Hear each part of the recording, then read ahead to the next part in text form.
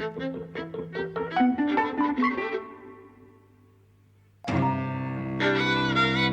and welcome to Eavesdropping at the Movies. I'm Mike.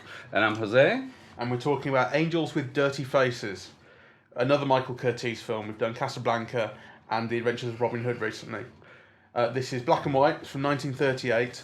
And it's a Jimmy Cagney gangster flick. Yes, one of the most famous. Jimmy Cagney at his height. He's had so many heights, but yes, I think this was his first Oscar nomination. Right. Unquestionably a star, because actually it's interesting because Humphrey Bogart's in this as well. Yes. And you can tell that he's not a star yet. The way that he's shot, the way that he looks, and the character he plays as well. He's a supporting character. Yeah. You can, but there's only one star in this. Yeah. And that's James Cagney.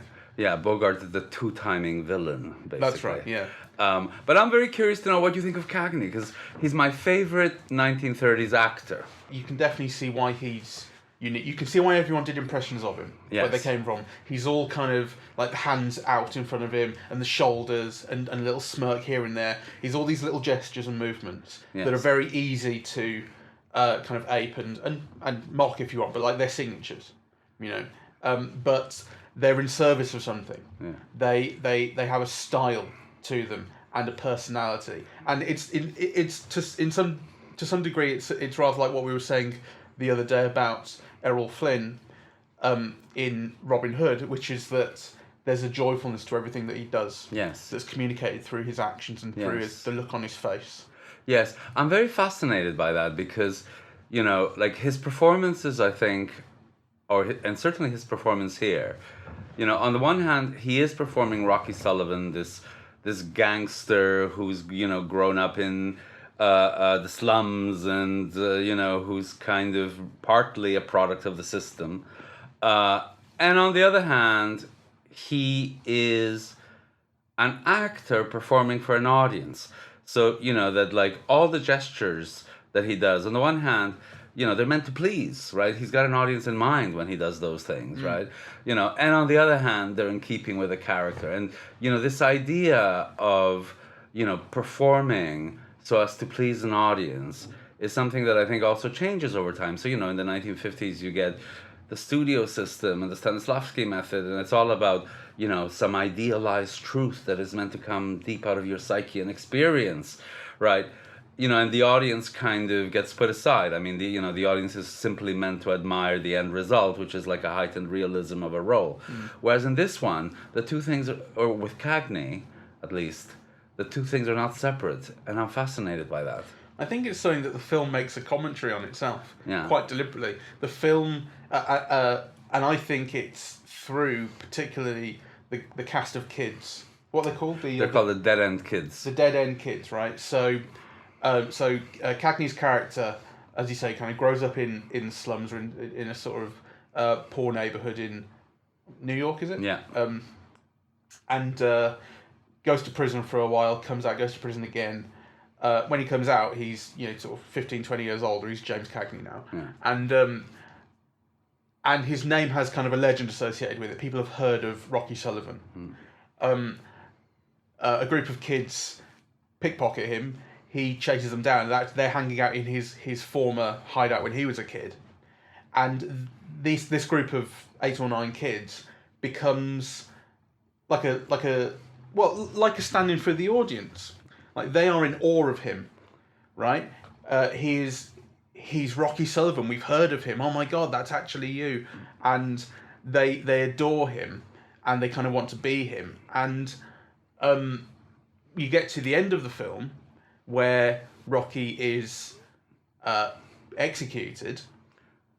He walks the last mile to the electric chair. And his friend, the priest, has been pleading with him, saying, I want you to put on an act, is what he says. I want you to break down and start crying and being a coward on your way to the chair, because I don't want these kids feeling you'll become a martyr to them. Yeah. Effectively, is what he's saying. If you're Rocky the gangster who whatever, and he goes, no, I'm not going to do that. but then he actually does, and like he's not putting it on. He's actually breaking down and begging for his life and pleading for mercy on his way to the chair.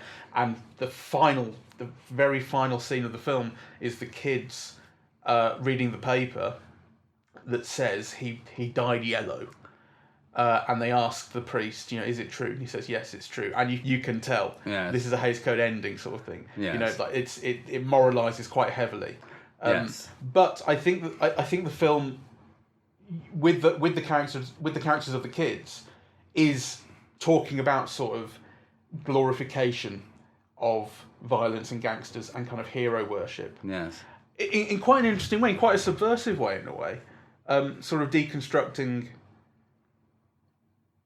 the role that Jimmy Cagney is supposed to play, what you're supposed to like about him. But that's an interesting way of putting it. So you think that Rocky Sullivan is the same kind of, or similar kind of star figure with all the hero worship involved and so on, that James Cagney, the actor, is to the audience? Kind of. That's a very interesting thing. See what I mean? Yes. And then, I it's a film that I always come back to, but I'll mention it again, The Wolf of Wall Street. Yes. The Scorsese film.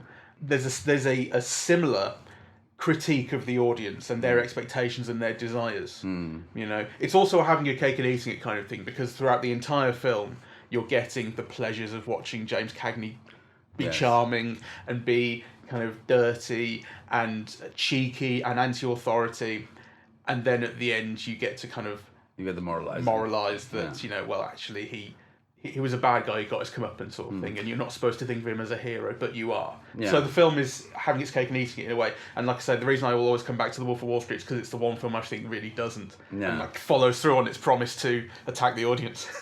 I think it's worth stating that though James Cagney and Pat O'Brien are top billed, this is an all-star cast in the sense that Anne Sheridan, who plays, the could have been girlfriend from The Old Neighborhood, was also a star by this period.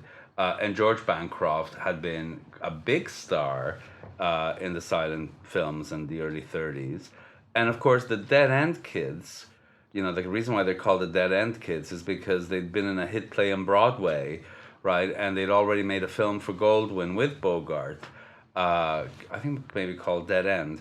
So, they would have been, like, I don't know, the equivalent of teen stars or something. They would have been recognizable by the audience, each of those kids. Their name is up on, like, it's a big name at the start. Yeah. The Dead End Kids, you have to know who they are. Yeah, so they were kind of an attraction, right? Which is something that's kind of, I suppose, lost to us, but that you could see the film setting it up, but what did you think of the film overall? I mean, this is now our third Curtiz film. How would you rate it? I might rate it above The Adventures of Robin Hood. Just because I think the characters are more interesting and I had better time and maybe the setting. I mean, I didn't dislike The Adventures of Robin Hood, but I think Robin Hood, the pleasures of it are more sort of contextual. What's interesting about Robin Hood to me is the context of the time and the differences between sort of the way you would imagine such a film being made now to then.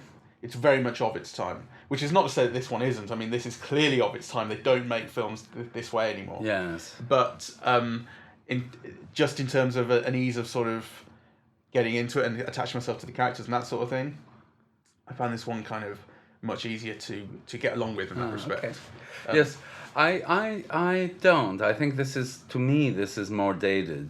Whereas, I think to me Robin Hood is an all-around great film. I could still watch it with all the pleasures.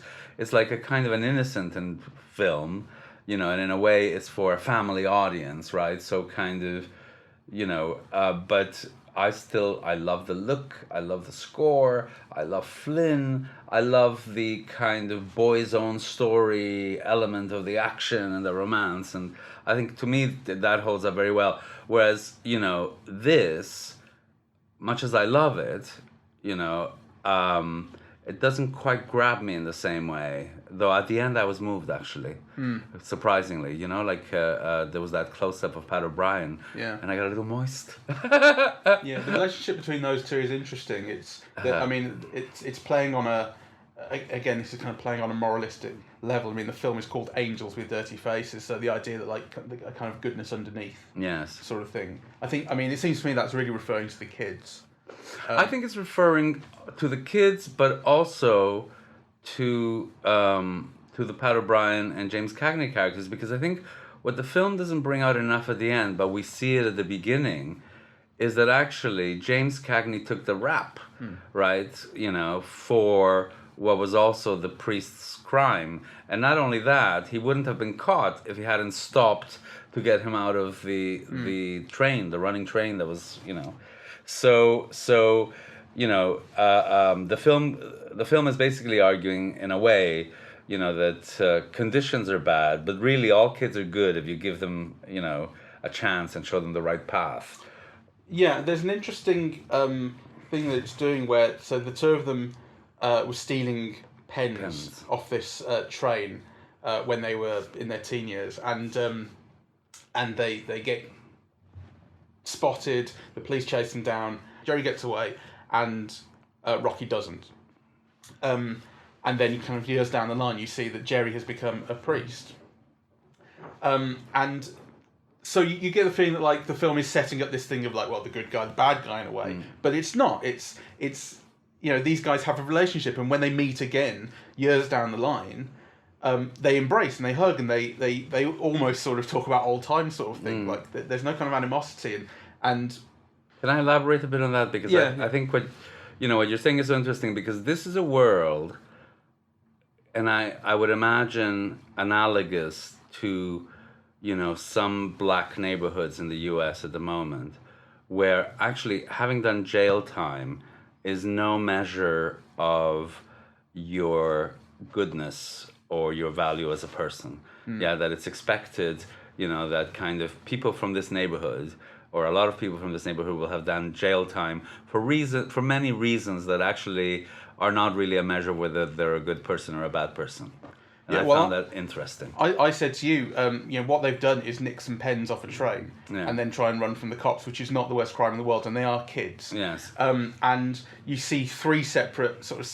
Well, I'm not sure if the crimes are separate or if they're all stem from that particular crime where Rocky gets 2 years for petty larceny, and he gets 3 years for something else, and he gets 4.5 years for something else, and that all happens in the same montage. So I'm not sure if that's saying he came out then went back in, then came out then went back in for different crimes. I think what it's saying is that once you're put into the system as a criminal, you're doomed. You end up a criminal. It is, but I'm just saying I'm not sure if it was saying that he got an incredibly excessive sentence for this one crime, or if it was a number of crimes that he committed. I got the feeling that the montage is all about you know, him having been caught for the pens, and you know, sets him on the path to crime. Yeah, I think that is ultimately what it's saying. And it's not and it's a long time before he sees Jerry again and they reconnect. And there are some interesting lines, a couple of lines from Jerry where he has the holy sort of perspective on things now in a way, where he says, "There, but for the grace of God go I," and he talks about this is right towards the end of the film, which I found quite a moving line, where he says something like, "Let's pray for a boy who couldn't run as fast as me," or something like that. Yes. You know, which basically says it's a bit of luck, basically, that put him in this place and put me in this place. Yes, which is subtle and really moving. And actually, when I talk about the ending being kind of moralistic and moralising a bit too heavily, it does a bit, but not there. That's actually quite subtle. And you know, the moralising is about saying, you know, you've enjoyed watching him be a gangster, and now he's got his comeuppance, which is a bit cheeky, a bit cheap. But the aspect, the relationship between those two, and the subtleties in it are moving and quite thoughtful. What did you think? There are two things that I want to ask you about. One is the direction in general, and then the direction of the action in particular. in terms of direction, I guess it comes down to performance. Like Cagney's performance is privileged above everything, and there are some great sort of bits of business with, like I said to you, almost like Three Stooges type stuff with slapping up and down here and there. Yes. And you know, the basketball game, for instance. And I said to you at the time, like, this is not the most exciting basketball game I've ever seen. It drags a bit, and it's a bit all over the place. But the business that happens once Cagney takes over refereeing Yes. and starts just slapping players and tripping them up, Yes. you know, is enormously good fun. And I think everything about the direction kind of privileges his performance and his ability to interact with people, interact with scenes. What was the other thing you asked? The action in particular. The action in particular, yeah. I'll tell you what I did like. What I thought, what I noticed was in the scene where Rocky is holed up in the building and he's getting surrounded by the cops, and you know that this is it for him. How dishevelled his look is. Like he's no longer pretty, you know, and he's no longer charming really either. He's stressed, and his hair's all over the place, and he's dripping with sweat, and sort of surrounded by smoke as well, because they've thrown in tear gas, so you get this sense of like hell, like an inferno in this building that's kind of enveloping him, engulfing him, which I thought was great. I thought that was great, and actually, I think there are scenes in the film that to me are just fantastic. The opening shot, right? I mean, when has an opening shot evoked a whole way of life? You know, as clearly as this one.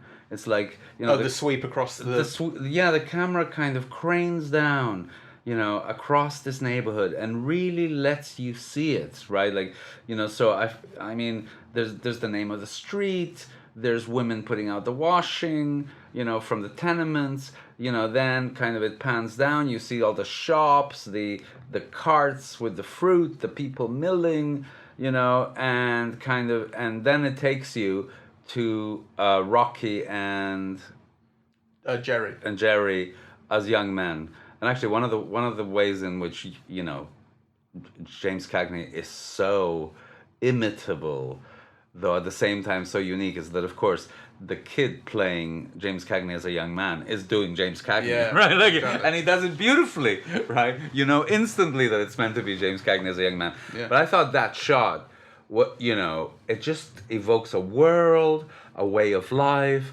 you know, a fictional world that's like a world where this action can happen, you know, a world that is also recognizable, like what audiences must have imagined New York to have been at the turn of the century, right? And then actually that shot gets rhymed, so that, you know, when Rocky comes back to the old neighborhood, you get a similar shot, right? But then like 10 years later or 8 years later, whatever it's meant to be, you know, and so actually you see that there's more cars in the neighborhood and rather than carts, right? And so on. Yeah, but it kind of, I thought, I mean, to me that's just amazing. And actually you think it must have cost a fortune. Right? Yeah, like, you know, because there's like 500 extras in it or whatever. Like it's just amazing. It's a real showing off first shot. It reminded me of Do the Right Thing. Ah, right. Yes. Interestingly, which I mean, I don't remember if that had a similar shot. I don't think it did. But the immediate sense you get of the busyness of this neighborhood and the kind of variety of people within it. Yes. And that sort of thing. And also the idea that, like, there's so much activity that like things could happen. You don't know quite what. I think Curtiz is amazing with the camera. There was also the shootout at the end with Humphrey Bogart, where, you know, the shootout begins, you know, and then the camera focuses on Cagney through a mirror. So actually what you're seeing is his face. You're not actually seeing him, you know, do the gun work. And I thought that was so brilliant.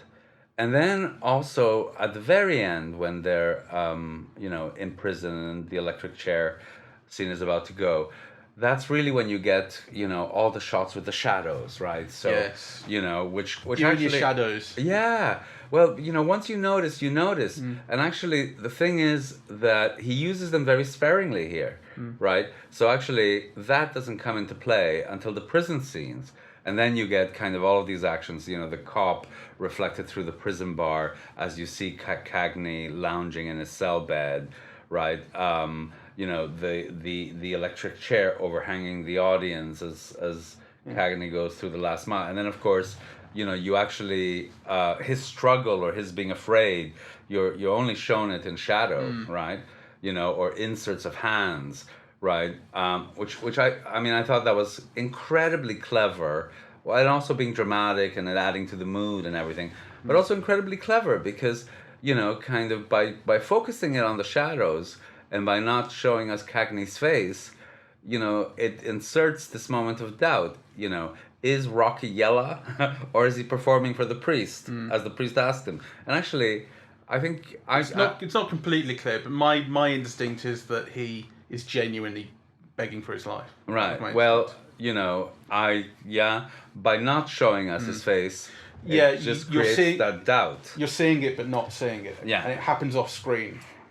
So you're seeing an impression of what's happening, and your imagination kind of is allowed to fill in things, and it's quite evocative. I think it's great. There is a shot slightly earlier than the prison scenes when he gets the drop on Jerry, and he has a gun in his back and leads him out the building. That transitions into huge shadows on the wall, which again, but that's when the film is. That's when you really have if you know these kind of stories, then you're going like, this is it now. The guy is doomed, sort of thing. Yeah. That's when that's all really kicking in, like the end of his story. Yes. Yeah. So, and the action, did it work for you? You mentioned something about how the guns are... Yeah, the gun work it's very, very 30s. It's very cinematic, but you point out particularly it's very 30s, which is that the sound effect is that like really classic, sort of 30s sound, and the way that Cagney shoots. I don't know if I particularly noticed it with anyone else shooting, but definitely Cagney is as he takes a shot with his pistol, he punches. So he thrusts the gun forward as he takes the shot, and I said to you, like, that's no way to shoot. You'll miss every time.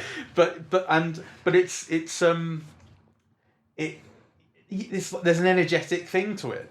Like, I don't know how to put it really. It's just it's such a style thing. Yes. That it's like a cops and robbers. It's like the way kids play with guns. Yes. When you're a kid and you have little toy guns. Pew, pew, yes. Like cowboys and Indians.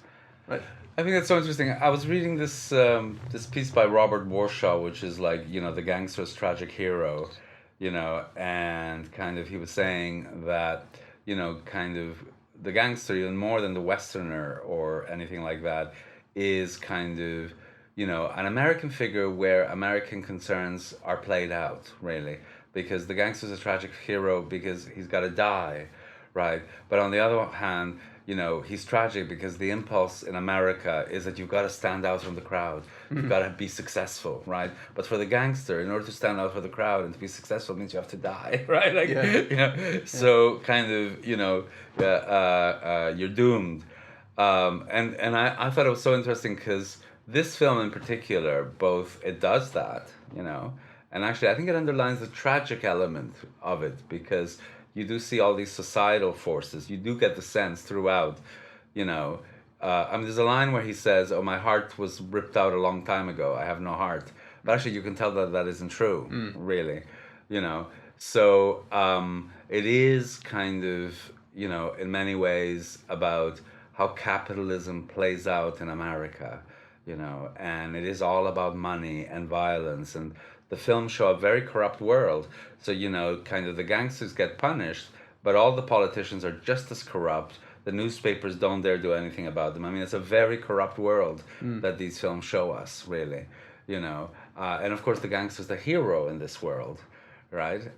So I kind of, I think it's a very interesting genre, and the concerns that it kind of works out are kind of continued interest. And of course, this film, in a certain way, is like a template for, so many of the gangster films that followed, right? Like this idea of coming from the wrong side of the tracks, of, the priest and the priest and the gangster kind of is now almost a cliche. It takes on different forms, in different films. But, this kind of set the template for all of them. And it's kind of nice to see a film, even though I don't think to me personally, it doesn't hold up as well as Casablanca or Robin Hood. it's still fascinating to see how potent everything that it does, remains, and how the film has been used as a template in so many other films that I can't even remember now, but you see these things kind of played out in gangster film after gangster film after gangster film. Yeah. I think the interesting thing about this film, I don't know how well it applies more widely to gangster films and to noir, but in this film in particular, like the difference between right and wrong is never really in question. The difference between good and bad, it's very black and white, but your, like, where your allegiance lies is in question. Yes. And just so you kind of you go to the cinema to see this film because you want to partake of the pleasures of gangsters. Yes. And so you're very aware that these are bad guys, and whatever they're up to, you shouldn't get up to yourself. Yes. But there's also that where thing. go on. Sorry. There's also the thing that it could so easily be you. Up to a point. I don't think there's. I think like you could be the kids. I think there's a suggestion of like these kind of, they come from anywhere, and there is that idea that we mentioned of there, but for the grace of God go I. I got away from the cops and he didn't, and it was just that bit of luck that sent us on our different ways. But there is also a sense of like you can't be Jimmy Cagney. Only Jimmy Cagney can be Jimmy Cagney. True. No, there's all of that, and actually I think I think it's very interesting though, because most of us have never met a gangster in our lives. I mean, most of us have never even been in a crime scene or anything connected with crime, and yet almost all of the conventions of the American gangster film are kind of known to almost everybody, I would say. So kind of it's interesting to me why they continue, why they remain so potent, and this film in particular, I mean, you can see why it had the impact. It's so well made. It's incredibly well made, and it's made with style and dash, and it looks beautiful, and actually some of the shots are beautiful. The lighting, throughout is kind of it's excellent. It's really kind of it's high melodrama. Yeah, really. Well, yeah, absolutely. And certainly when you get to the end and he's screaming for his life, and as you say, it all goes into shadow, and the there's no way out, there's no escape, as there kind of never is in these things. I think that's a real staple of noir.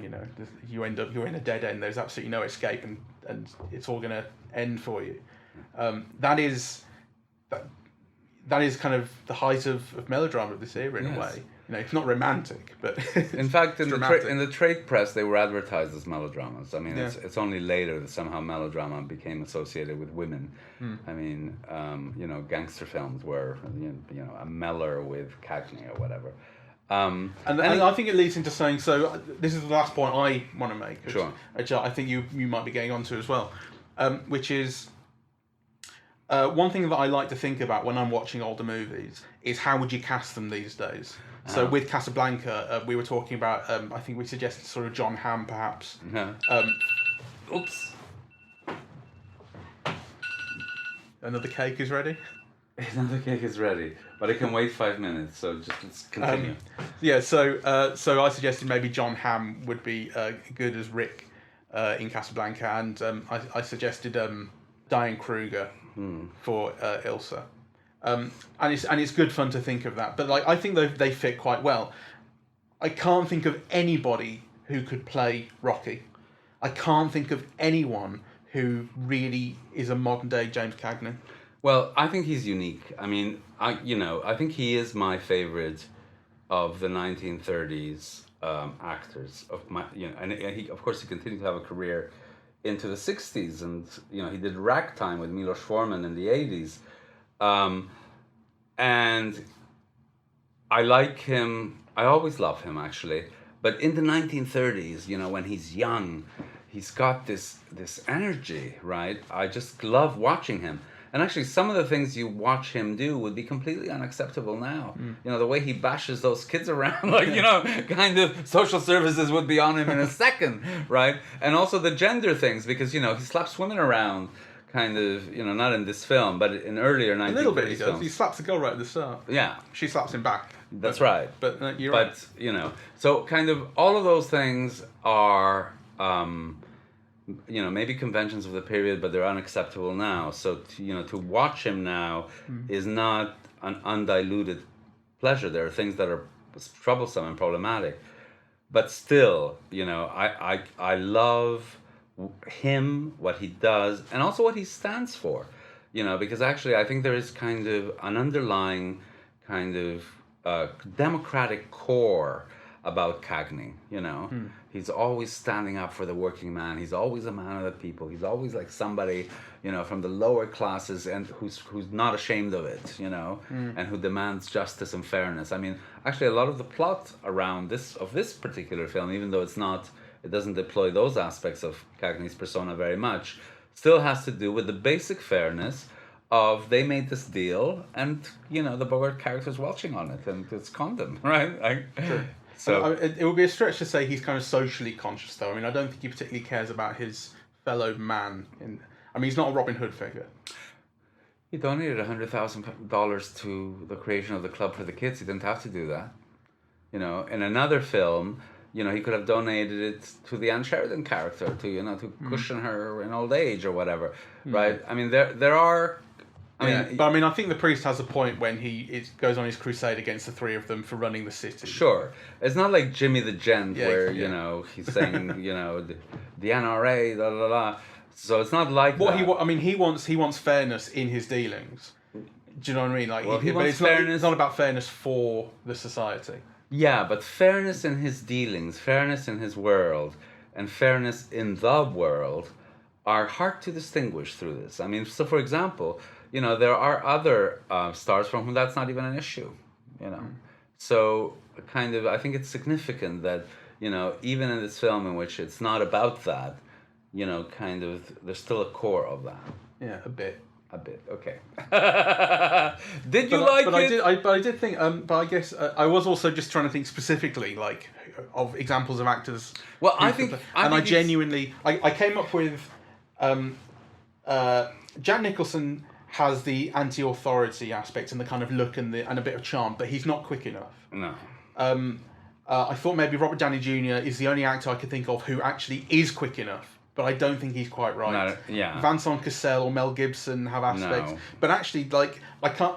When I look at other films and other actors, I can always think of an analog somewhere. Yes. They're not perfect, but they're always an interesting. I think there are I can't think of anyone who can play Rocky.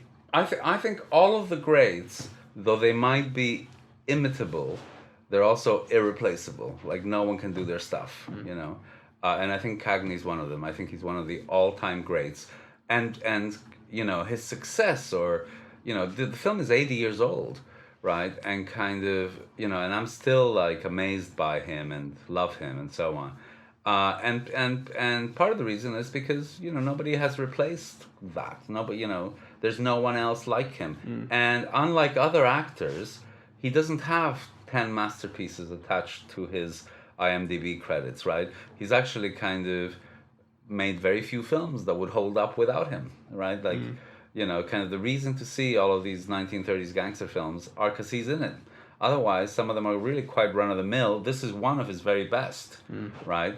And it's very good, but it's not one of the great masterpieces of the cinema, is it? No. So, kind of, I think... It's good, though. It is good. It's very good. So I think that's kind of all of those things are, what makes Cagney great, really. That, that people like me are still eager to see his films, in spite of knowing that, kind of they're not necessarily the great works of American classic cinema, for the most part. I mean, he's done some good ones, but generally, kind of, he's got a lot fewer great films than, like Katharine Hepburn or James Stewart has a ton, Henry Fonda has a ton, etc. I think this is something kind of very interesting. So it's almost like James Cagney is one of the greatest actors who only played like B movies. No, he didn't do B movies. They were A movies, or certainly later on they were A movies. But he didn't work with the greatest directors. Right. They're not masterpieces. I mean, some Hepburn films, whether you like Hepburn or you don't like Hepburn, you're seeing, because it's a classic of screwball comedy, like Bring Up Baby or whatever. Cagney has very few films like that. I mean, if you're seeing them because of Cagney, right? Cary Grant has, or James Stewart has, all-time classic westerns, all-time, classic screwballs. Like, there's a lot of reasons to see James Stewart films, whether you like James Stewart or not, right? Kind of. Yeah, I know what you mean. Cagney doesn't have very many of those. Cagney is the main draw, and in most cases the only draw. Yeah, for most of his films. And he's worth it. His films are worth seeking out for him. Part of the reason why he was so rebellious, he walked out on Warner Brothers half a dozen times because he thought they weren't paying enough. I mean, he's somebody who knew his own worth. He tried setting up his own production company. In the early 30s, he made films on his own with his brother, but because of the conditions of the studio system and whatever, they were very cheapo stuff, kind of released by, and then he came back to Warner Brothers, right? I mean, this is one of the films he did just after he'd, been in independent production with his own brother, and kind of things weren't working out. This is a project that he started, Angels with Dirty Faces, and they came back to Warner Brothers to do it on a different contract, right? So I think part of the reason, there are reasons why he didn't, I'm sure kind of directors, sought him out. They certainly did later. But also, when you're that big a star, and with the star and the genre connect, it was almost like guaranteed money in the bank. Like, you put Cagney in a gangster film, and it would have to be really bad to lose money, right? Yeah. So it's interesting though, isn't it? Because like everyone else of this kind of era is associated with other people. Actors are associated with other actors and maybe directors who they worked with a lot. And Cagney isn't. He's associated with a genre. Yes. He's associated with the gangster film. What are the films he's most famous for? Well, Yankee Doodle Dandy. Well, have you seen Yankee Doodle Dandy? I mean, the American patriotism at the end. I mean, it's still a very effective film and it works, but, it's not a great film, right? Like, I think this is really one of his finest. Yeah. And White Heat with Raoul Walsh. I mean, it's not that he doesn't have great films, but, kind of they're very small in comparison to other great stars of the era. I liked it. The cake is about to burn, so the last question is, did you like it and do you recommend? Yes. Yes and yes. I think it's more interesting than Robin Hood for me. Okay. I think it lulls less as well. Okay, although it does lull a bit. That's great and useful. Great and useful to know. Well, I'm just saying, if you're looking for an actual like recommendation whether you should watch it or not. No, I am. Enjoyable. So thank you very much for listening. We are Eavesdropping at the Movies, and we are on iTunes, YouTube, and SoundCloud to listen to. On social media, we're on Facebook and Twitter, and we're eavesdroppingatthemovies.com. Thank you very much. Bye-bye. And also, we're watching one more Curtiz. Yes, Mildred Pierce. We're watching Mildred Pierce, and then we get to watch some films that I want to watch. Yes. Let me check the cake.